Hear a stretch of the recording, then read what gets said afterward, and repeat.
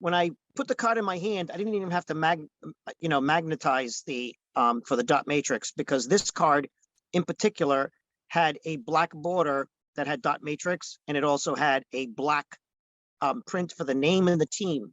Now, what happens is that when you photocopy any T206, when you photocopy it in color, the machine photocopying the card can't make it into brown. It sees it as black. So the photocopy comes out black. And now you have the question, well, how did this card have an original back if it was laboratory tested and the paper dated 1910? Well, at that time, I turned the card on its side and I examined the back, and there were bumps on the surface. The bumps meant that the back of a card from 1910 was vertically sliced to be re-glued to the back of this card. And the front was a photocopy, but the back was original.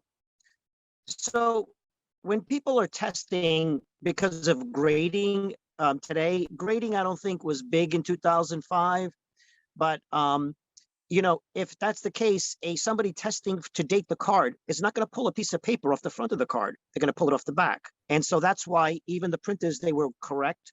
I mean, the authenticator for the back of the paper to date the paper was correct, and that it was from 1910, except the front of the card wasn't touched, and it also had a high gloss. Other factors you can use to determine a fake T206 from a original T206 is that before the print process, there was a white coating. Nobody's really sure of what that white coating was to put down on a blank piece of the T206 paper to be printed with the player's portrait. And so the front border has a white appearance, but the back of the card does not have any white surface. So the colors from the front and the back should be different. If you notice a card, a T206, that's got the same color front and back, stay away. It's not real. Now, the other element in all of this is that if they're making the card from scratch, the one thing that the fakers have missed, and I'm sure if they're going to watch my video and they're going to create a fake, they're not going to now miss this piece. There is always a factory number on the back of the card. If the card doesn't have the factory number, it's fake.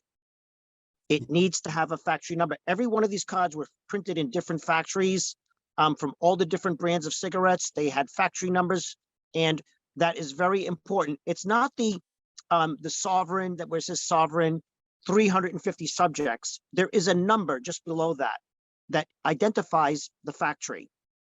And I was gonna talk a little bit about that as well. I mean, the difference between the American cards and then European cards during that time is all the American cards that dealt with tobacco had to have the factory on it. It was a US law, versus in Europe, those tobacco cards didn't have the factory numbers on them. Yep. So you got to be careful. This is for the T206s. Now, things like American caramels and all the others, I mean, I haven't studied them, adept enough, but the T206s have been like my lifelong passion in collecting these cards. So I place a lot of diligence in making sure that when I'm touching one, I know it's real.